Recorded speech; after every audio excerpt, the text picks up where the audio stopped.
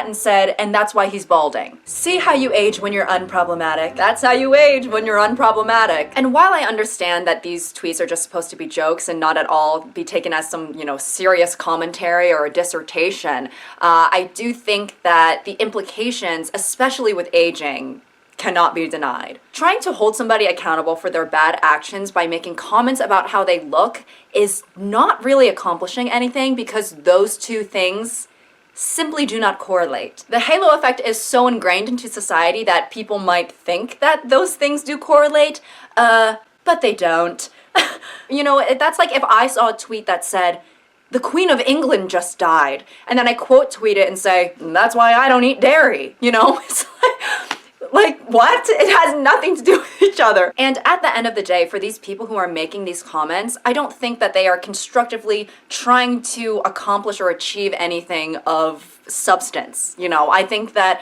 they just want to get a laugh and want to get a few likes. But when people make these comments about the way someone ages or the way someone looks, and they try to make it some sort of reflection of their character, even as a joke, there is so much tangible negativity in society around ugliness, right? That it becomes difficult to disregard these types of posts as if they don't add to the problem. And I think especially the comments about aging, it's like, baby, it's gonna happen to you too, right? Like, that is a universal inevitability. Like, everyone is going to age. Everyone is going to look different from when they were 17 to when they're 53. Like, are you joking? It's like death. We're all gonna die. Not to bring things to a place of death. Oof, sorry. But aging well or looking good for your age is not an indicator that somebody lived their life as a saint, I don't see somebody who, barely has a wrinkle on their face and I'm like, oh, I just know you donate to charity. And then there's the reverse, aging poorly doesn't mean that you lived your life with malice and inflicting pain on others. Aging doesn't discriminate between good people and bad people. That's just not how aging works. Thanks for watching my stuff. Oh yeah, of course. Gotta respect the elders, Oh! Yeah, thanks. I mean, I kind of thought we were around the same age, but all right. Wait, how old are you? I'm in my 20s. Oh! What did you do?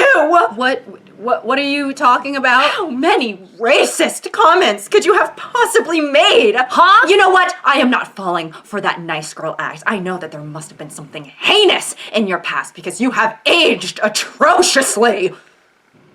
Excuse me. You've aged really horribly. You look awful for your age. So I know that you must have done something really bad, like a hit and run or paralyzed an orphan for fun or something. That's how it works, right? Because the other day I slapped a blind elderly woman across the face and then I woke up the next morning with a wrinkle. And I figured those two things were related. Lady, what are you talking about? What are you talking about? Okay, I have never done and will never do any of those things. And sorry, I don't think that I've aged poorly. All right, I have an entire self-care routine that, okay, yeah, right. What does it include? A tub of lard and a spritz of camel piss? No! It includes, retinol. And moisturizer, like a normal person. And then of course underwear from today's sponsor, Parade.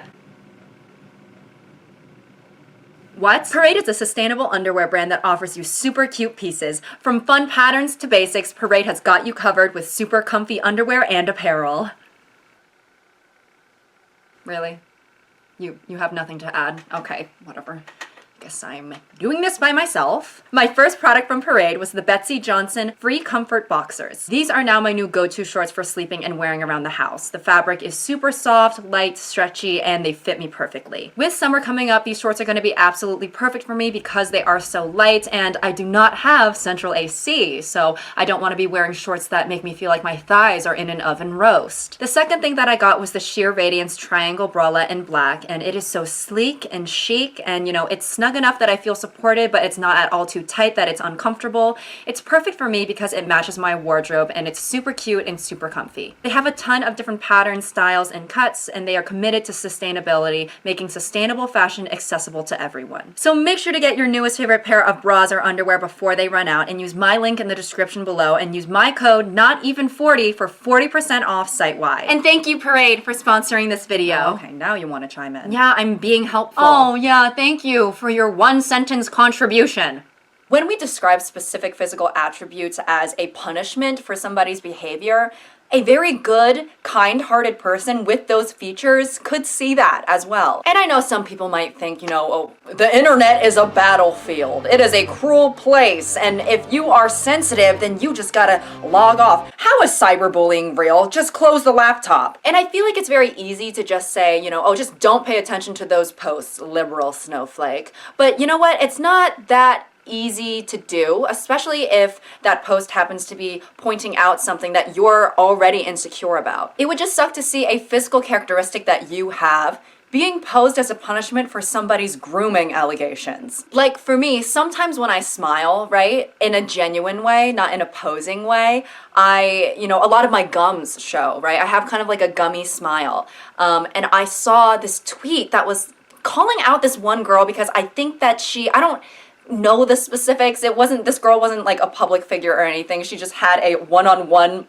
beef with someone that just happened to go viral. I think this girl was DMing the boyfriend of another girl, and then that girl screenshotted a picture of her and said something like, yeah, bitch, and that's why when you smile, there's like 2 miles of gum showing. And I was like, oh, you know, when I smile, my smile kind of looks like that girl's smile.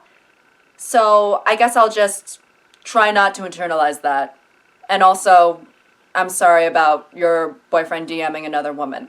So when people try to use this method to drag down celebrities or just, whatever target they happen to have on the internet that day, public enemy number 1 or whatnot, in the process of doing so, you could inadvertently be dragging other people down too who did not even do anything and can't help that they happen to have the physical quality that you and the rest of the internet for some reason has deemed as ugly and reflective of some sort of tarnished morality. Did you see that video of Angela Valentine from like 5 years ago when she said a slur in her live stream?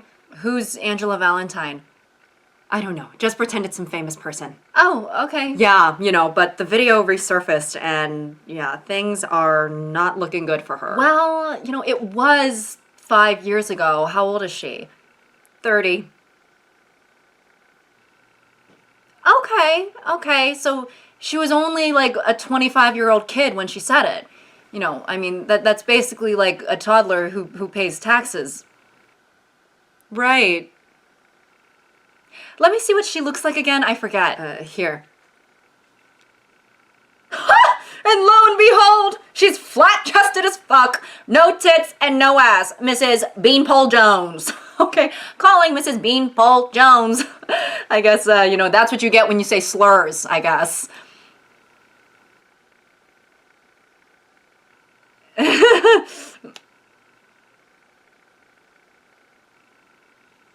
Not that there's anything wrong with being flat-chested or not having an ass.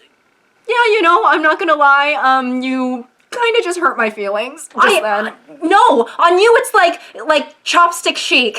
You know what I mean?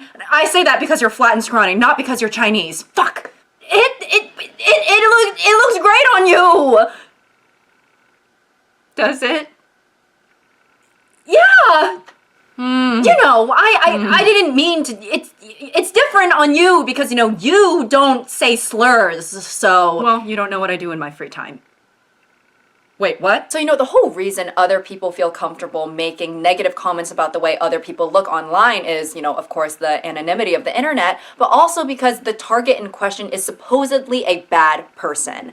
They did something wrong and that makes it justifiable. I just think that it's funny that I feel like sometimes people label others as unproblematic as some sort of way to make themselves feel morally superior to that person or to that person's supporters. It's kind of like a method of virtue signaling in a way, but then those same people will sometimes turn around and then just insult that person's looks, which they cannot help, and also has collateral damage towards other people who have that same quality, which they also cannot help. And I do logically understand that it's like the easiest thing to attack, right? It's right there in front of you. And I also understand the sort of notion of they go low and I go lower, or like they started it, like that sort of thing, which unfortunately, I do have to admit, I do resonate with. Like one time this